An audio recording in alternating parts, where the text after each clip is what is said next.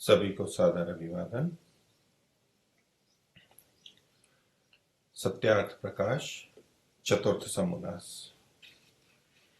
पृष्ठ संख्या 117, परोपकारिणी सभा 39वां संस्करण।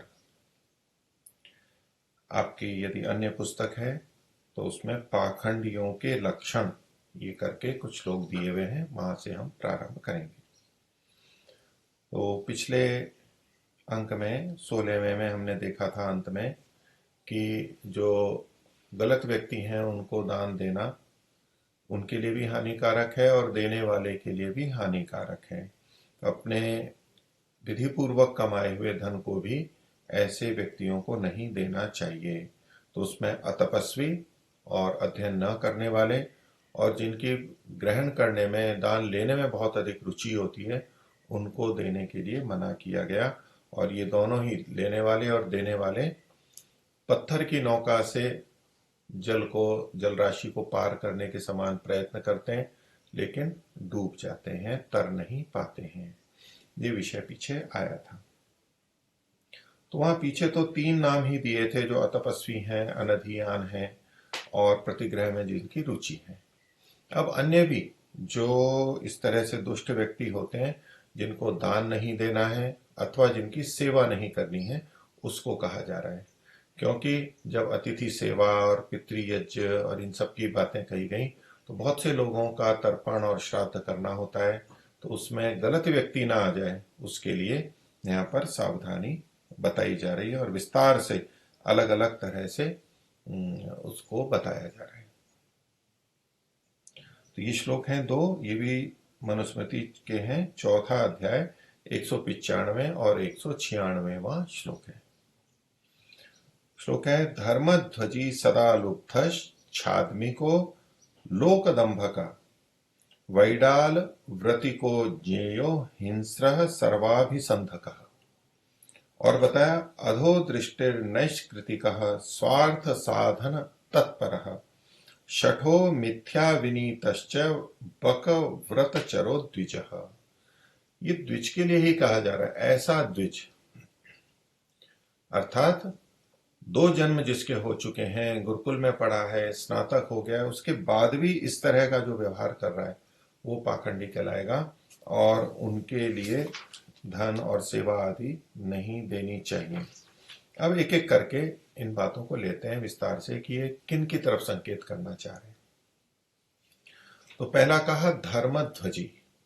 धर्म तो अच्छा होता ही है और धर्म की ध्वजा है, तो धर्म की ध्वजा को लिए हुए रहता है, अर्थात धर्म का नाम लेता रहता है। ध्वज जो होता है वो वाहक होता है, नाम का प्रतीकात्मक होता है। तो जहां भी होगा धर्म की ध्वजा लिए हुए होगा, झंडा उठा के रखेगा, यानी बोलेगा, बताएगा, ये सब करेगा। तो ये व्यंग में कहा जा रहा है, दोष कहा जा रहा है कि केवल बातें बातें करता है। तो इसके लिए अर्थ में महर्षि कहते हैं, धर्म कुछ भी ना करे परंतु धर्म के नाम से लोगों को जो ठगता हो वो धर्मध्वजी कहलाता है। तो नाम धर्म का ही लेगा, प्रेरित करेगा, ऐसी ऐसी बातें बोलेगा, लोगों को प्रभावित करेगा, भावनात्मक शोषण करेगा और ले लेगा, लेकिन धर्म कुछ भी नहीं करेगा, स्वयं नहीं करेगा और दूसरों से जो धन लिया है उसको भी धर्म में नहीं लगाएगा। ये ऐसे कहलाते हैं धर्मध्वजी। फिर कहा सदा लुब्धः, जो हमेशा लोभ से युक्त रहते हैं। पीछे जो दान में रुचि लेने की बात थी कि प्रतिग्रह रुचि, देने में रुचि लेने में जिसकी रुचि रहती है और हमेशा लोभ ही लोभ करते रहते हैं, मुझे ये मिल जाए, मुझे ये मिल जाए, अभी ये कमी है, अभी वो कमी है, बस यही करते रहते हैं। तो ऐसे व्यक्तियों को भी, उनकी भी सेवा ना करे और उनको भी दान ना दे, तो यह है सदा लुब्धः। फिर है छाद्मिकः, जो छाद्मिक अर्थात जो छद्मचर होते हैं, छुप करके कार्य करते हैं, जिसको हम कहेंगे कि महर्षि ने लिखा कपटी होते हैं, कपट से कार्य करते हैं, होते कुछ हैं, दिखाते कुछ हैं और फिर अपने को अलग ढंग से प्रस्तुत कर देते हैं अथवा दूसरों के साथ में कपट पूर्वक व्यवहार कर देते हैं। तो ऐसे जो छद्मचर होते हैं, छाद्मिक होते हैं, वो व्यक्ति। फिर आगे कहा लोक दंभकः, लोग कहते हैं समाज को, व्यक्तियों को, संसार में। वहां दंभ करता है, अपना गर्व करता है, लोक में अपने को बहुत बड़ा बड़ा कहता है, अपनी डींगे हाँकता है, अपने बारे में बताता रहता है, मैंने ये किया वो किया, जहां अवसर मिले वहां ये बोलने लग जाता है, बिना अवसर के भी बोलने लग जाता है। तो लोक दंभ कहा, महर्षि इसका अर्थ करते हैं संसारी मनुष्यों के सामने अपनी बढ़ाई के गपोड़े मारा करें, ऐसे ही गप्पे, ऐसा कर दिया वो कर दिया, बड़ी बड़ी बातें, मैं ऐसा करता हूं, ये किया, ऐसा ऐसा किया, ऐसा और कोई नहीं है, इत्यादि इत्यादि जो बातें बोलते हैं वो लोक दंभक होते हैं। और ऐसा करके वो अपना प्रभाव डालना चाहते हैं लोगों पे कि मैं ही ऐसा हूं जो मैं अच्छा कर रहा हूं, बाकी सब गलत हैं और मैं ऐसा कर दिया वो कर दिया, झूठ बोल करके करते हैं, गलत तरीके से करते हैं, वो लोक दंभक कहलाते हैं। ऐसे लोगों से हमेशा सावधान रहना चाहिए। फिर कहा हिंस्र, जो हिंसक होता है, तो हिंसक किसी का भी तो प्राणियों का घातक होता है, अन्य प्राणियों को मारता है, वो हिंसक हो गया।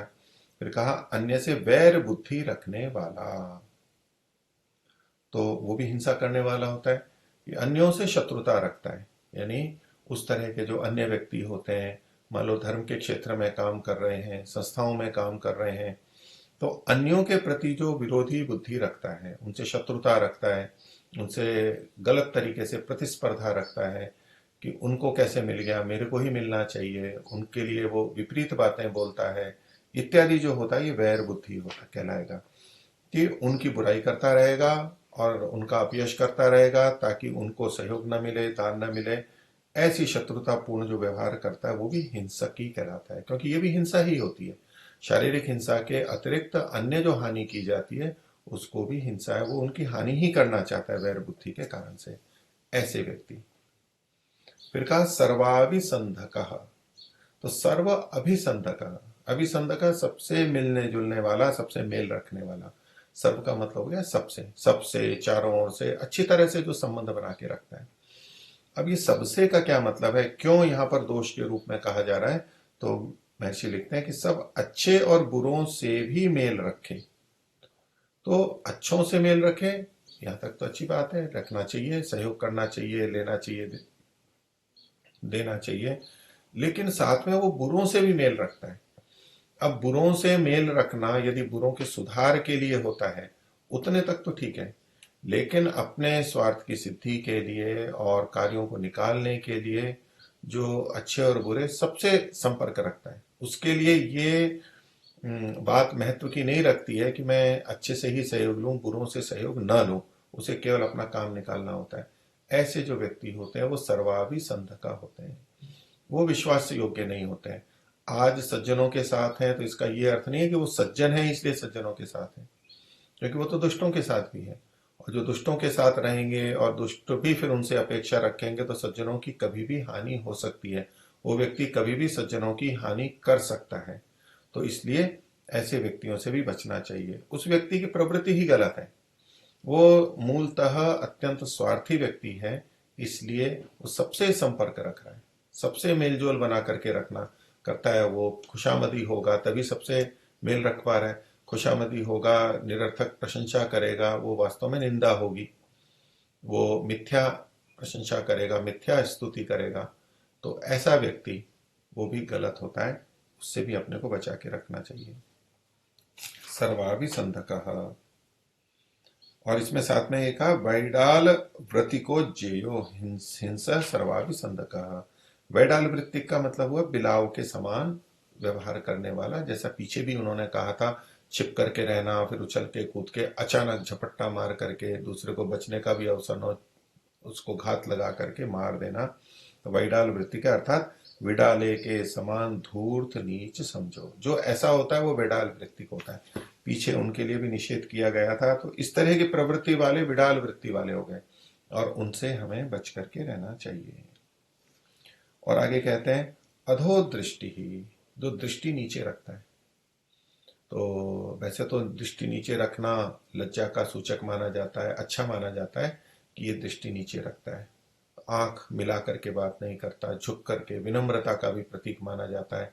महिलाओं के लिए विशेष रूप से ये आभूषण के रूप में कहा जाता है, अथवा साधकों की दृष्टि से भी होता है कि बस वो दृष्टि नीचे रख करके ही चलता है, इधर उधर नहीं देखता है, चंचलता नहीं है, वृत्तियां बिखेरता नहीं है, जितना आवश्यक है उतना ही देखता है, तो वो अच्छे अर्थों में है। लेकिन यहाँ जो अधोदृष्टि है ये निंदित अर्थों में है। कैसे निंदित अर्थों में है? तो कहते हैं अधोदृष्टि कीर्ति के लिए नीचे दृष्टि रखे, अर्थात नीचे दृष्टि रखना एक अच्छा कार्य मान करके कि उससे प्रशंसा होगी, तो वैसे तो मन में बहुत कुछ चल रहा है लेकिन केवल यश के लिए, कीर्ति के लिए वो दृष्टि नीचे रखता है, तो ऐसा व्यक्ति। अब इसमें दृष्टि नीचे रखना तो एक प्रतीक रूप में हुआ, उसके अलावा और भी सारी चीजें ली जा सकती हैं कि समाज के सामने वो ऐसा व्यवहार करता है, समाज के सामने वो मान लीजिए माला नहीं पहनता है, ऊंचे मंच पे नहीं जाता है, दूसरों को दिखाने के लिए, प्रशंसा के लिए कि देखो लोग मेरे को अच्छा कहेंगे, इस दृष्टि से वो करता है। ऐसे वेशभूषा रखता है, मुंडन किए हुए रहता है अथवा बाल बढ़ा करके रहता है, या खड़ाऊ पहनता है, जनेऊ पहनता है, अथवा जो भी बाहर के चिन्ह होते हैं उनको धारण करता है, विशेष प्रकार के वस्त्र पहनता है ताकि लोगों को ये लगे कि ये अच्छा है। वो अपनी प्रशंसा के लिए, अपनी कीर्ति के लिए इन चीजों को करता है, तो वो भी दोष के रूप में माना जाता है। ये गलत व्यक्ति है क्योंकि वो ठग रहा है, दूसरों को छल कपट कर रहा है, वहां पर उनका प्रयोजन दूसरा है। अपनी साधना के लिए या अन्य उद्देश्य से वृत्तियों को संयमित रखने के लिए दृष्टि नीचे रखे, वहां तक तो अच्छा है, लेकिन कीर्ति के लिए कर रहा है तो वो गलत है। कीर्ति के लिए लोगों के सामने ध्यान में बैठ रहा है, ऐसा साधक बना हुआ है, विद्वान बना हुआ है, सन्यासी साधु बना हुआ है, विरक्त बना हुआ है, त्यागी बना हुआ है, दूसरों को दिखाने के लिए, वो सब व्यक्ति गलत माने जाते हैं। तो अधोदृष्टि। फिर आगे कहा नैष्कृति कहा, तो जो नैष्कृति कहा, निष्कृति बोलते हैं कि जो बदले की भावना से प्रेरित होता है, प्रतिक्रिया करता है। एक बदला जो होता है कि भाई हिसाब चुकाना है, तो अच्छे अर्थों में तो किन्होंने अच्छा किया तो हम उनका कृतज्ञता रखते हुए उपकार करते हैं, ये बदला चुकाते हैं, वो तो एक अच्छे अर्थों में। न्याय है कि किसी ने हमारी हानि की है तो उसकी हानि करके छोड़ूंगा, थोड़ा सा भी है तो भी बहुत अधिक करूंगा। महर्षि इसके लिए जो अर्थ लिखते हैं उसको देखते हैं कि नैष्कृतिकः ईर्ष्यक, कि किसी ने उसका पैसा भर अपराध किया हो। और पैसा मतलब 16 आने में एक पैसा जो होता है, तो 4 आने होते हैं, या तो एक पैसा होता है, तो 100 में से एक पैसा, यानी 1% भी, थोड़ा सा भी किसी ने अपराध किया हो तो उसका बदला प्राण तक लेने को तत्पर रहे। उसके बदले में इसको तो मैं मार दूंगा, इसने अपमान कर दिया, मेरे को ठग कैसे लिया, और वो कितनी भी हानि कर सकता है। तो ये है बदला, अत्यधिक प्रतिशोध से युक्त जो होता है, जो सब चीजों का निवारण कर देना चाहता है, सबका हिसाब बहुत जबरदस्त तरीके से चुकता करना चाहता है कि आगे से अगले की हिम्मत नहीं हो, और उसमें प्रतिशोध की भावना से, ईर्ष्या के कारण से करता है, वो नैष्कृत्य का कहलाएगा। ऐसे व्यक्तियों से भी बचना है। आगे का स्वार्थ साधन तत्पर, तो अपने व्यक्तिगत हित के लिए, अपने बातों को सिद्ध करने के लिए जो हमेशा लगा रहता है, उसी में लगा रहता है, ऐसे व्यक्ति भी। इसके लिए महर्षि लिखते हैं कि चाहे कपट अधर्म विश्वासघात क्यों न हो, अपना प्रयोजन साधने में जो चतुर होता है। तो अपना प्रयोजन तो सभी को सिद्ध करना चाहिए, सामान्य रूप से सबके लिए स्वीकृत है, और उसमें हमारे को कुशल भी होना चाहिए, किंतु जो छल कपट आदि के द्वारा अधर्म विश्वासघात करते हुए भी अपना प्रयोजन सिद्ध करता है, उसके लिए यहाँ पर मना किया कि ये तो केवल स्वार्थ साधन में तत्पर है, दूसरों का ध्यान नहीं रख रहा है। आगे कहा शठ है, शठ मतलब अपनी बात में हट कर लेता है। ऐसे लिखते हैं चाहे अपनी बात झूठी क्यों ना हो, परंतु हट कभी ना छोड़े, मान करके ही बैठता है और उसी को ही, उसी के लिए तर्क कुतर्क करता रहता है, ऐसा व्यक्ति शठ है। फिर कहा मिथ्या विनीत, जो गलत रीति से झुका हुआ रहता है, अर्थात व्यर्थ ही, मिथ्या का मतलब है असत्य रूप में, झूठ रूप में। महर्षि लिखते हैं झूठ मूठ ऊपर से शील संतोष और साधुता दिखाए। विनीत का मतलब होता है झुका हुआ, अनुसरण करने वाला, साथ साथ सहयोगी और सामंजस्य करने वाला। तो उसमें जो है उसका शील ऊपर से बहुत अच्छा दिख रहा है, संतोषी बहुत दिख रहा है, बहुत साधुता जो दिखा रहा है, लेकिन झूठी साधुता दिखा रहा है, ये कहलाता है मिथ्या विनीत है। ऊपर ऊपर से नरम अपने को दिखा रहा है, बड़ा विनम्र और शिष्ट दिखा रहा है, जबकि अंदर से बड़ा दुष्ट है। तो छठो मिथ्या विनीतश्च बक व्रत चरो द्विजः। तो ऐसा व्यक्ति होता है वो बक के व्रत को करने वाला होता है। तो ये तो बगुले का हो गया, पीछे बैडाल का कहा था, बिलावे का। तो बैडाल की तरह से भी नहीं जीना है और ना बगुले की तरह से जीना है। ये दोनों ही नाम पहले आए थे, उसका यहाँ पर विस्तार किया गया कि ऐसा ऐसा जो होता है उसको बगले के समान समझना चाहिए। तो बक व्रत उसको बगुले के समान नीच समझो, निम्न कोटि का समझना चाहिए।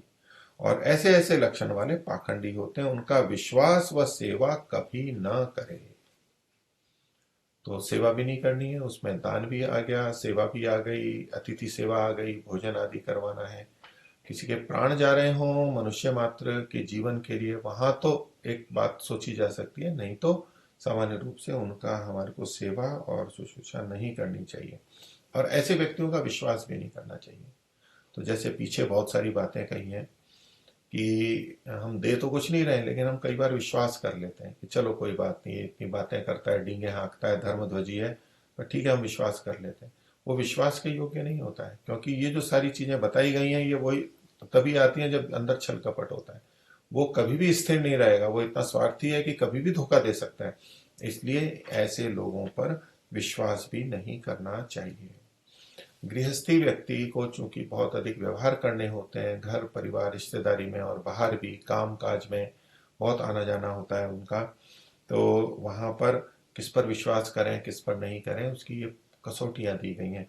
हमें इनमें से कोई बात अगर दिखाई दे रही है किसी में, तो उन लक्षणों से हमें समझ जाना चाहिए कि ये व्यक्ति विश्वास के योग्य नहीं है, इस पर पूरा विश्वास नहीं कर सकते, या तो थोड़ा अगर ठीक है तो थोड़ा कर सकते हैं, और बड़ी सावधानी से विश्वास करना चाहिए, क्योंकि हमारे बहुत सारे लेन देन तो विश्वास के ऊपर चलते हैं।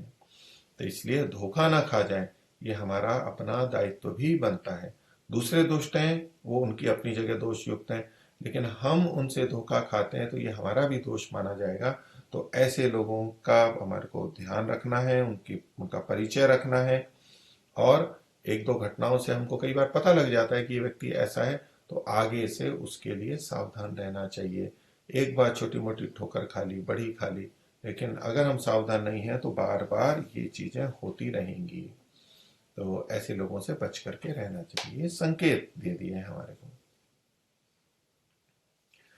आगे कहते हैं धर्म के बारे में कि चूंकि अधर्म को छोड़ना है, धर्म का पालन करना है, तो धर्म की विशेषता बताई जा रही है। धर्म के प्रति हमारी रुचि पैदा करने के लिए और धर्म को कैसे के प्रति कैसा व्यवहार रखना है वो भी यहाँ पर बताया जा रहा है।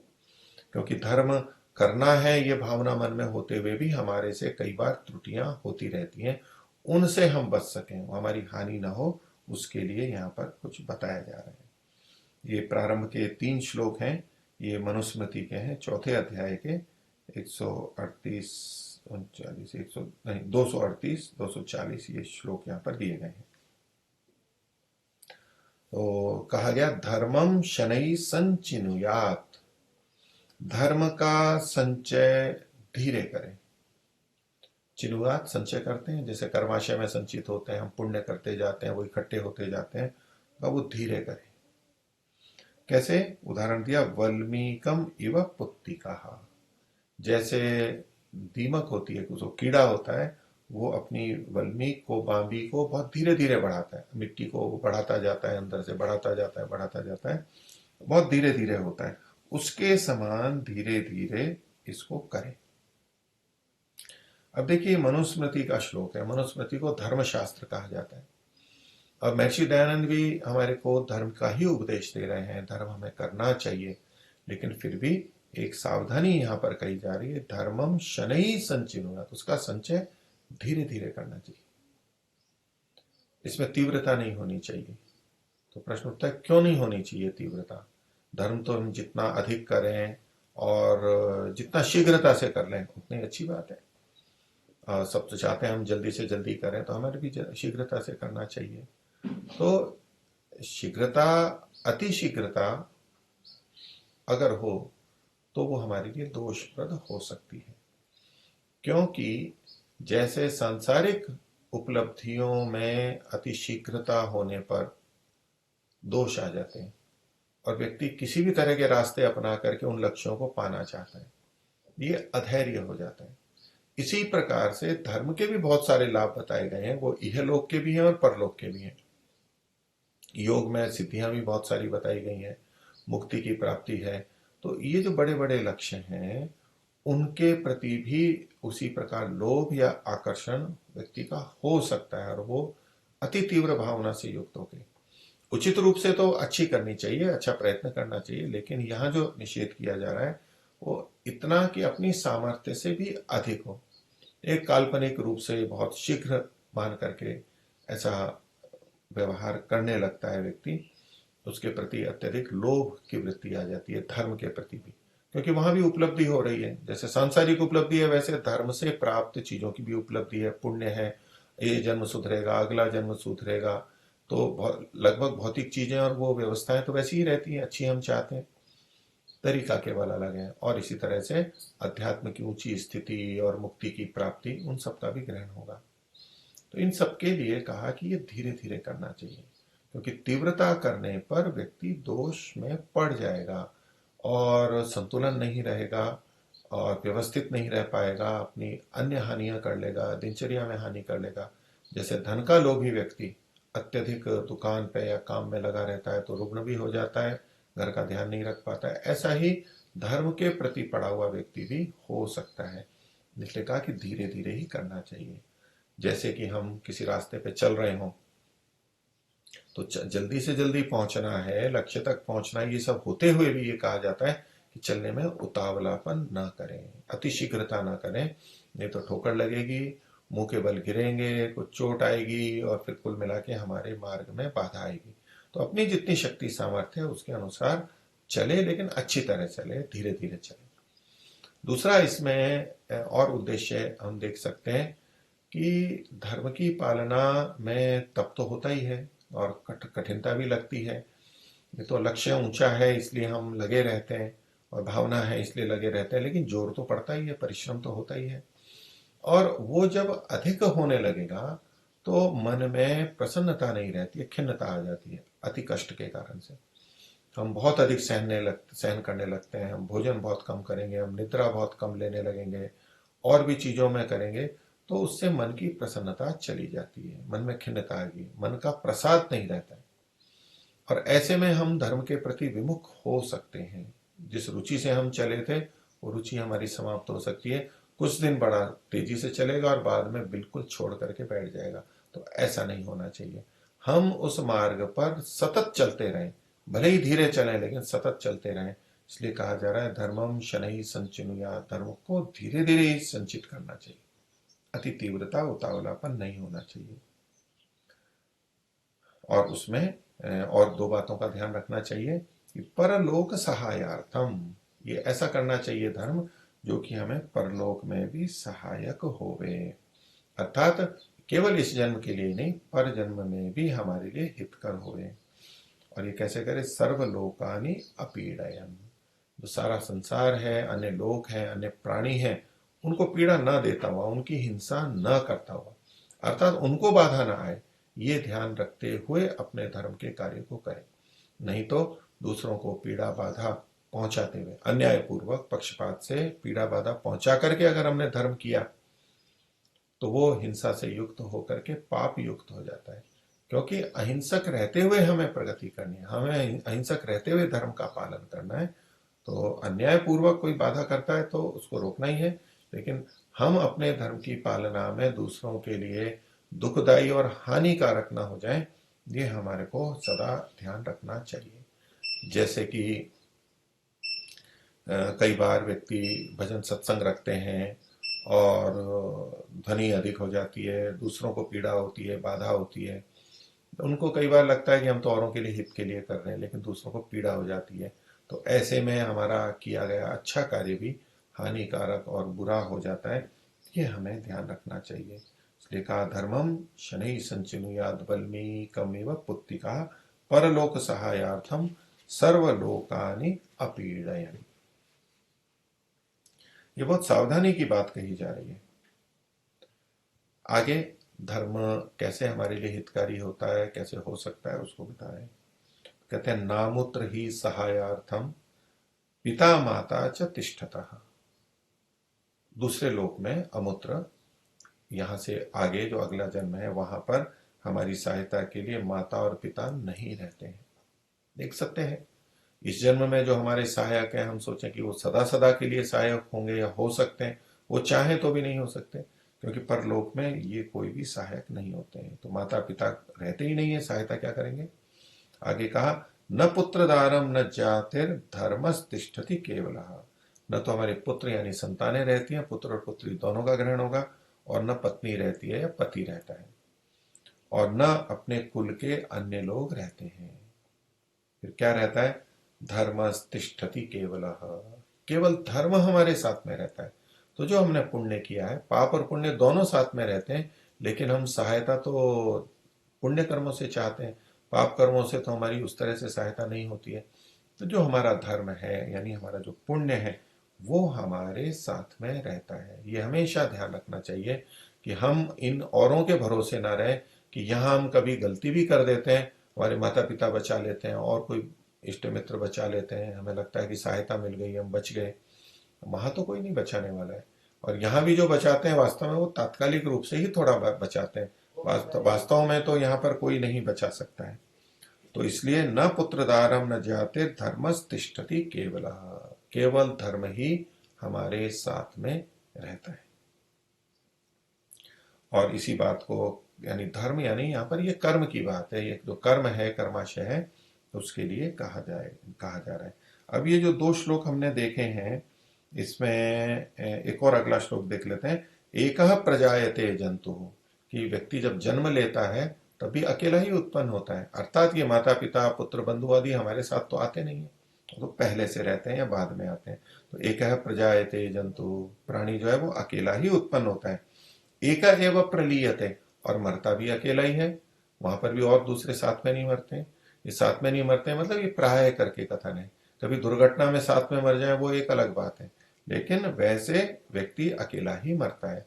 और दुर्घटना में कभी साथ साथ भी मरते हैं, थोड़ा आगे पीछे मरते हैं, तो भी मृत्यु तो व्यक्ति की अकेले ही होती है, वो मृत्यु के बाद अकेला ही जाता है, आता भी अकेला है जन्म में, और जाते समय मृत्यु के समय भी अकेला जाता है, भले ही सब साथ साथ मर जाए। नहीं तो कई बार मन में आता है कि हम साथ साथ ही जिएंगे, साथ साथ ही मरेंगे, जन्म तो अलग अलग हुआ है, ऐसा मन में आ जाता है, और सब मिलकर के जान दे देते हैं कई बार समूह के समूह, पर वास्तव में तो अकेला ही यहाँ से मृत्यु के बाद में जाता है। तो एका एव प्रलीयते।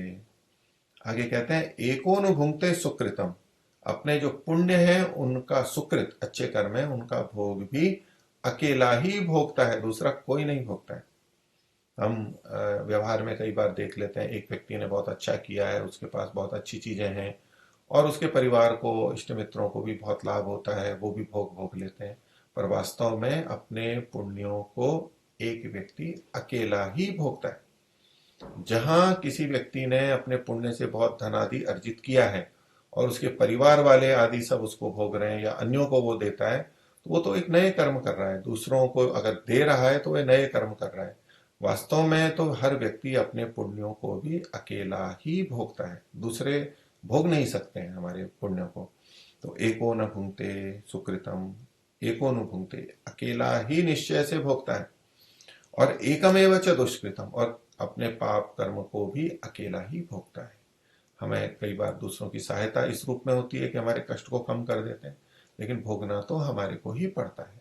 दूसरे जो हमारी सहायता कर देते हैं तो उसमें उनका पुण्य बन जाता है, हमारे को तो अपनी चीजों को स्वयं ही भोगना होता है, चाहे पाप हो चाहे पुण्य हो, सबको अकेले ही भोगना होता है।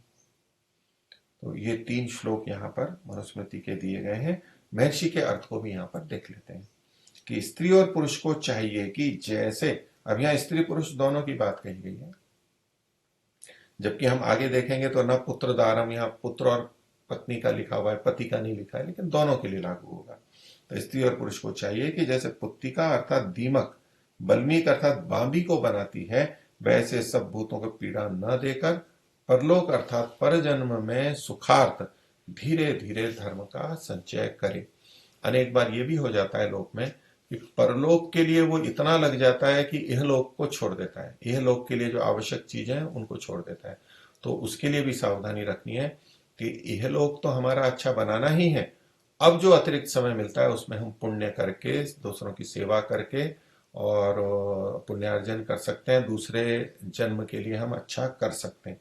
पर वो धीरे धीरे ही करना चाहिए, नहीं तो वर्तमान जन्म कई बार ऐसे परलोक कर्म करने वालों का वर्तमान जन्म बड़ा दुखी हो जाता है और उसके साथ के अन्य लोग भी बड़े कष्ट को पाते हैं और वो देखते हैं कि ये तो गलत कर रहा है, अभी का ध्यान नहीं है और परलोक के चक्कर में अपना ये लोग बिगाड़ रहा है। ऐसा नहीं करना है।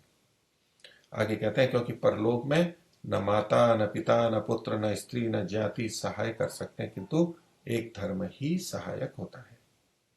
आगे कहते हैं देखिए, अकेला ही जीव जन्म पाता मरण को प्राप्त होता है, एक ही धर्म का फल सुख और अधर्म के दुख रूप फल को भोगता है, दूसरे इसको नहीं भोग सकते। मनुस्मृति के इन 3 श्लोकों के बाद में चौथा श्लोक दिया गया है, ये महाभारत का लिया है। ये भी बहुत ही जागरूक करने वाला है और काफी विचारणीय और विवादास्पद भी है। तो ये महाभारत उद्योग पर्व प्रजागर पर्व का ये श्लोक है। प्रजागर पर्व 1 अध्याय 33 और श्लोक 41वां है।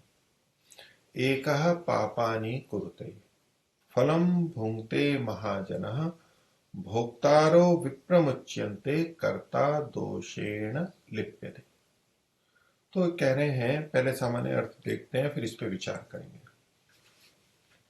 कि एकः पापानि कुरुते, ये एक व्यक्ति कोई पाप को कर रहा है, करने वाला एक ही है वो, लेकिन उसका जो फल है, फलम भुंक्ते महाजन है, उसका फल बहुत लोग भोगते हैं। महाजन से तात्पर्य यहाँ पर अति श्रेष्ठ व्यक्ति ऐसा ना कह करके कि महाजनों ये न गतः सपंथा, महापुरुष जिस रास्ते पे चलते हैं वही हमारा रास्ता है, ऐसा ना करके। और महाजन मतलब वैश्यों को भी महाजन बोल देते हैं। तो यहाँ बहुत लोग हैं, महा मतलब अधिक संख्या में, बहुत लोग यानी अनेक लोग उसका फल भोगते हैं। अर्थात उस पाप कर्म से, अधर्म कर्म से कमाए हुए धन का सेवन उपभोग अनेक लोग करते हैं, कर सकते हैं। तो उस स्थिति में भोक्तारो विप्रमुच्यन्ते, जो उसको खाने वाले हैं वो तो उस दोष से मुक्त हो जाते हैं, जो पाप था उससे मुक्त हो जाते हैं, यानी वो उससे प्रभावित नहीं होते हैं, उनको पाप नहीं लगता है। और कर्ता दोषेण लिप्यते, जो उस पाप कर्म को करने वाला है वो दोष का भागी बनता है। महर्षि का भी अर्थ देख लेते हैं फिर इस पर विचार करेंगे। तो यह भी समझ लो कि, अर्थात समझाने की बात है, समझने की बात है। महर्षि विशेष रूप से कह रहे हैं कि यह भी समझ लो कि कुटुंब में, ये एक व्यक्ति हो गया कुटुंब में, एक कुल में, परिवार में, तो कुटुंब में एक पुरुष पाप करके पदार्थ लाता है, पापा नहीं कुरते मतलब अधर्म करके पाप करके पदार्थ लाता है, धन लेके आता है, वस्तुएं लेके आता है, और महाजन अर्थात सब कुटुंब उसको भोगता है, खाता है। भोगने वाले दोष भागी नहीं होते, मुच्यंते मतलब उसके दोष के भागी ही नहीं होते हैं, किंतु अधर्म का कर्ता ही दोष का भागी होता है। तो इसलिए इसका तात्पर्य निकलेगा कि हमें अधर्म नहीं करना चाहिए। अब इसको हम इस संदर्भ में देखें कि कई बार व्यक्ति ये सोचता है कि मैं अपने परिवार के भरण पोषण के लिए ये कार्य कर रहा हूं, अधर्म कर रहा हूं, मैं अपने लिए थोड़ा ना कर रहा हूं, अथवा केवल अपने लिए थोड़ा ना कर रहा हूं, और ऐसा करके अपने उस अधर्म की, दोष की पुष्टि कर लेता है, वहां समाधान कर लेता है और वो करता रहता है। तो यहाँ इस संदर्भ में विशेष हमारा ध्यान जाएगा, हमें उसको समझना चाहिए कि दोष का भागी मैं बनूंगा, मैंने अधर्म किया है तो दोष का भागी मैं बनूंगा, जिसने अधर्म किया है वो दोष का भागी बनता है। और इसलिए सावधान किया जा रहा है कि हमें अपना कर्म करते समय अपना ध्यान रखना चाहिए, विशेष ध्यान रखना चाहिए।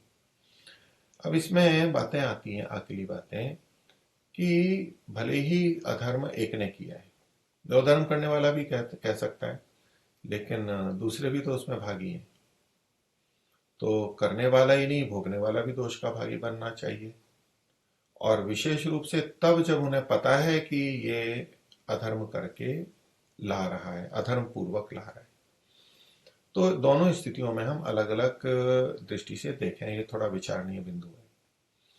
तो भोगने वाला भी क्यों पाप का भागी बनेगा कि एक प्रसंग में मनुस्मृति में भी जहाँ मांस का दोष कहा कि जो मांस को काटने वाला, मारने वाला, काटने वाला, पकाने वाला, परोसने वाला, खाने वाला, ये सब पाप के भागी होते हैं। हिंसा दोष उन सबको लगता है। तो चूंकि ये सहायक जो होते हैं या तो साथ में जो जुड़े हुए होते हैं, उस परंपरा में होते हैं, उन सबको दोष लगेगा। तो अन्य लोग ये नहीं कह सकते कि जो खाने वाला है उसी को दोष लगना चाहिए, हम तो केवल दे रहे थे, वो खा रहा था इसलिए हम दे रहे हैं, वो खाता है इसलिए हम काटते हैं। तो चूंकि इस इन कार्यों में ये सबके सब कुछ ना कुछ उससे लाभ कमा रहे हैं, वो उनका कार्य है, वो वेतन ले रहे हैं, तो उसमें सहयोगी रूप में वो सब भी दोष के भागी बनते हैं।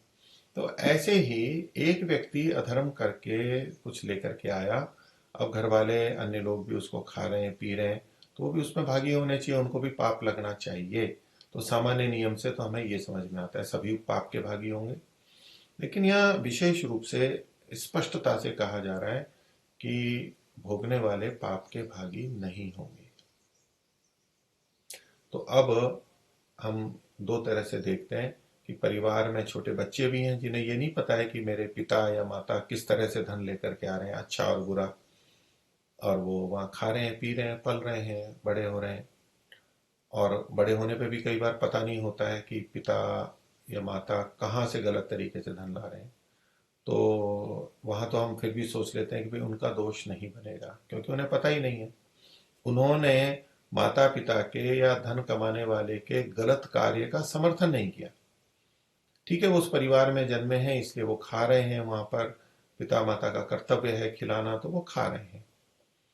लेकिन उन्होंने गलत कार्य में समर्थन नहीं किया, क्योंकि दोष तीन प्रकार से बनने की बात आती है। एक तो कृत होता है, हिंसा या कोई दोष हमने स्वयं ने किया, अथवा हमने करवाया, अथवा हमने अनुमोदन किया। तो हम उनके किसी कार्य में, गलत कार्य में सहयोगी नहीं है, न हम उसका अनुमोदन कर रहे हैं, हमें पता ही नहीं है, तो ऐसे में दोष नहीं लगना चाहिए। इसको एक अंश में स्वीकार भी कर सकते हैं। लेकिन उसमें जब कुछ दूसरे व्यक्ति कहते हैं नहीं लेकिन भोग तो आपने किया ही है, तो पहली बात तो ऐसे भोग का कोई दोष नहीं लगेगा, ये कहा गया है। और दूसरी बात है कि जब हमें पता हो कि मेरे पिता या माता या पति या पत्नी गलत ढंग से धन लेकर के आ रहे हैं, हमें पता है, और हम उनको मना नहीं कर रहे हैं, और ठीक है वो लेके आ रहे हैं और हम खा रहे हैं, हमें पता भी है, भले ही हम उस कार्य में सहयोगी नहीं है, लेकिन परोक्ष तो सहयोगी हम बन जाते हैं, तो उसमें हमारे को दोष लगना चाहिए। और कई बार तो हम उनको सीधे सीधे सहयोग करते भी हैं, तब भी दोष लगना चाहिए। तो जब हम सीधे सहयोग करते हैं तब तो हम भी उसी कर्ता के अंतर्गत आ गए, क्योंकि उस कार्य को हमने मिलजुल करके किया, तब तो हमारा दोष बनेगा ही।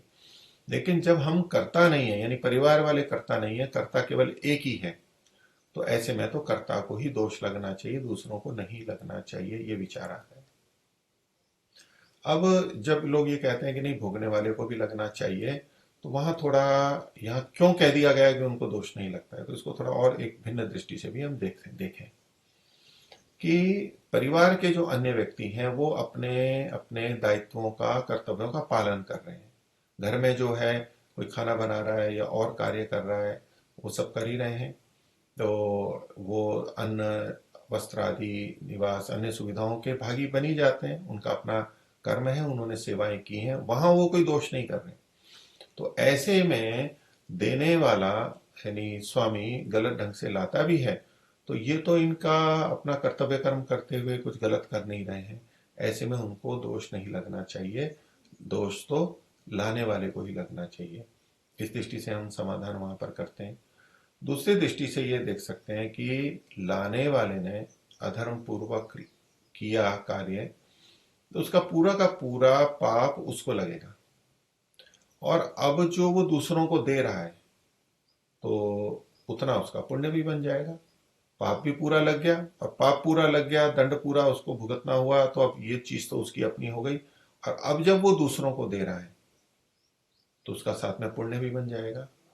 हाँ, दूसरे जो लोग हैं उनका अपना जो भी होना है, जो भी कर्तव्य कर्म कर रहे हैं तो कुछ नहीं होगा, वो भी सेवा ले रहे हैं तो उनका पुण्य घटेगा, इत्यादि बातें वहां भी लगा सकते हैं।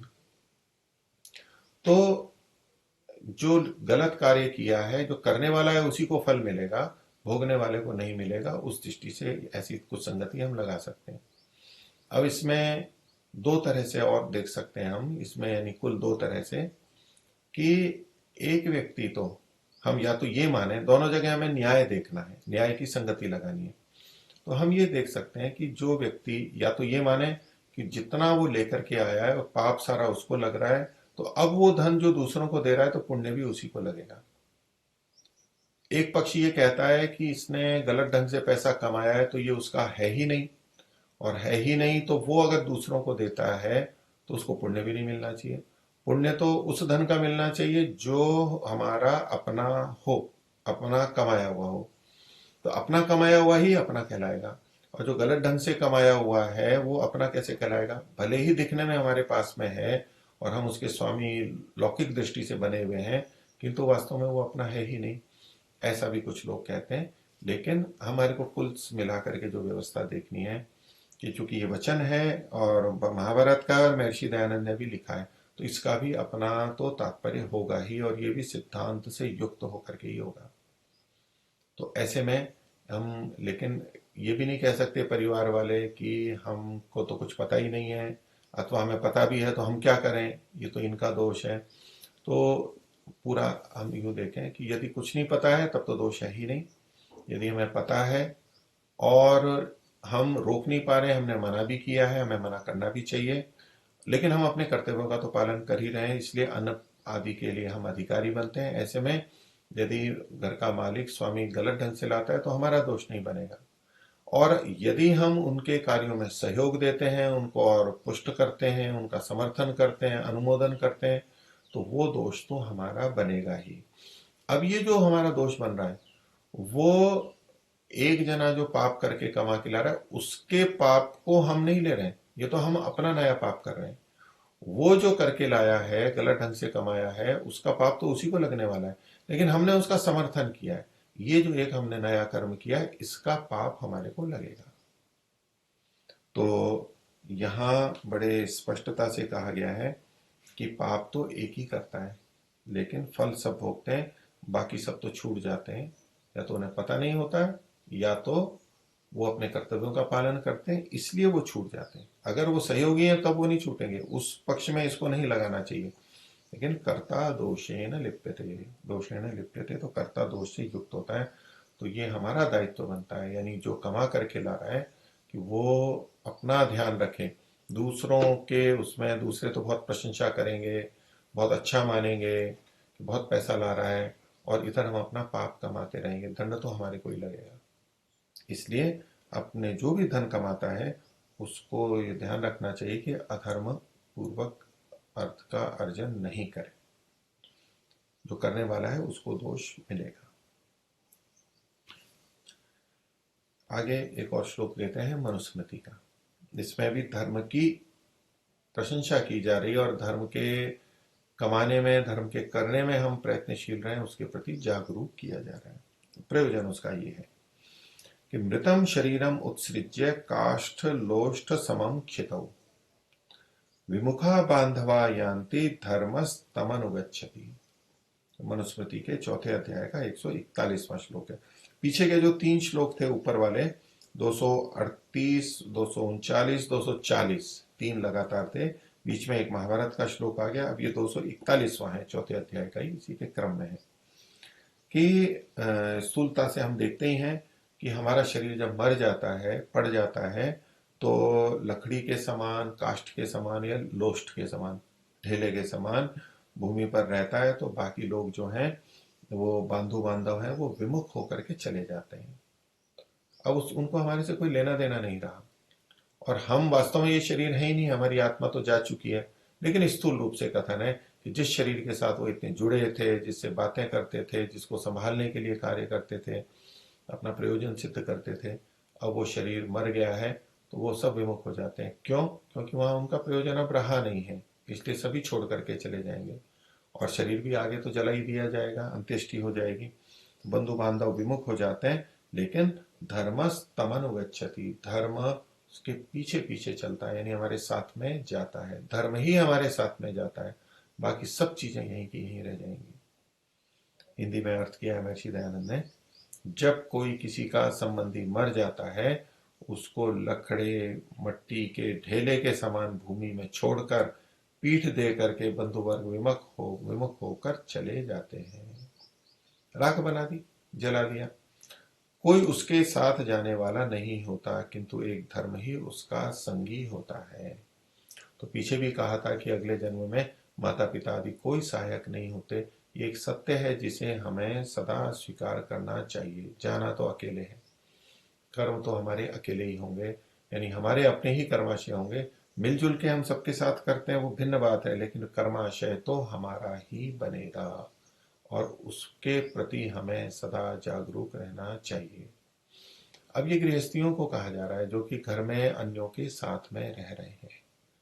तो सबके साथ रहते हुए हमारे बहुत से कर्म परस्पर सहयोग और मिले जुले होते हुए भी घर एक है और चीजें एक हैं, लेकिन फिर भी ये सदा बोध रहना चाहिए कि कर्माशय तो मेरा अपना अलग है, हमारा साझा कर्माशय नहीं है। जिसका जितना है वो उसका उसी के पास सीधा पहुंच रहा है, अच्छा या बुरा।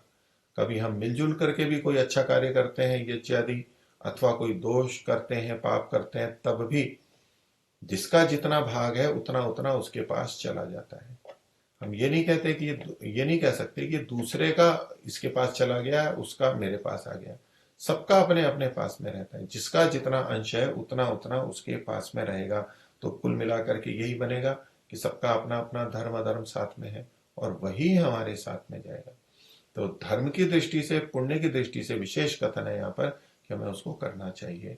लेकिन इसको अधर्म के साथ भी हम उतना ही लगा सकते हैं कि अधर्म भी साथ में जा रहा है, वो मेरे साथ ही जाएगा, अन्यों के साथ वो छूटेगा नहीं, अन्यों में बटेगा नहीं, इसलिए उससे भी हमें बचना है।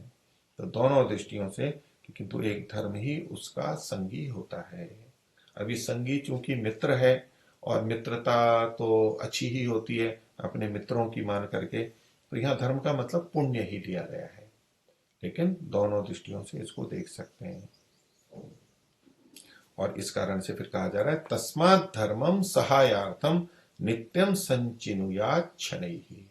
इन सबको बता करके, ये भी आगे के ही श्लोक हैं, मनुस्मृति के 4 अध्याय के 242वां और 243वां।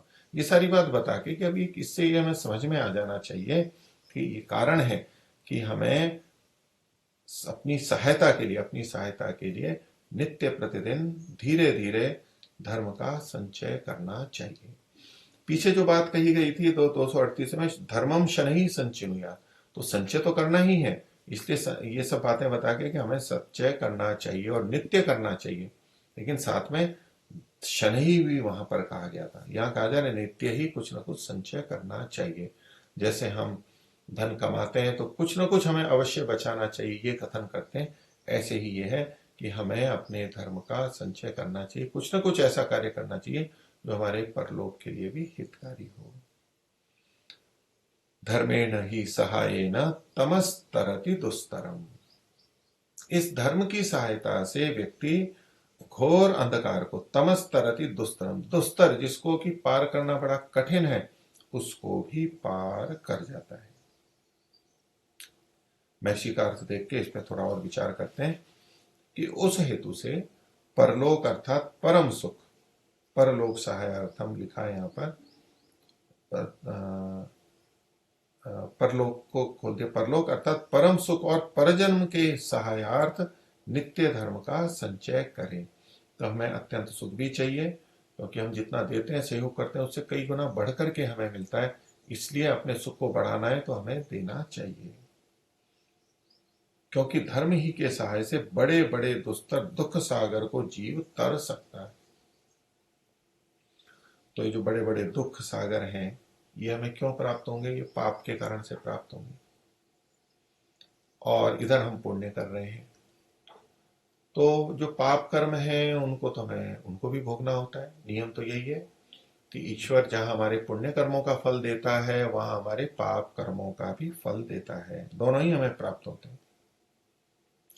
तो अब इस श्लोक में जिस तरह से बात कही जा रही है कि धर्म का संचय करे, यानी पुण्य का करे, और उस पुण्य की सहायता से गहन अंधकार, दुस्तर गहन अंधकार को पार कर जाता है, और महर्षि लिखते हैं कि दुख सागर को जीव तर जाता है। तो दुख तो होना ही था कर्माशय के कारण, फिर ये कथन क्यों किया जा रहा है?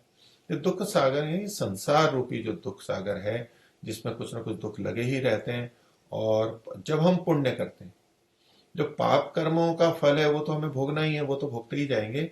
लेकिन जब हम पुण्य करते हैं तो पुण्य करते करते, पवित्र होते होते, निष्काम कर्म करते हुए मुक्ति को प्राप्त कर लेते हैं। तो मुक्ति को प्राप्त कर लिया तो ये दुख सागर को तर गए हम। लेकिन इसका ये अर्थ नहीं है कि हम अपने पूर्व पाप कर्माशयों से बच जाएंगे, कि हम धर्म करेंगे तो हमारे पाप कर्माशय कट जाएंगे, उस धर्म से यानी पुण्य से पाप कट जाएंगे, ऐसा नहीं समझना चाहिए। यहाँ उस तरह का तात्पर्य नहीं है।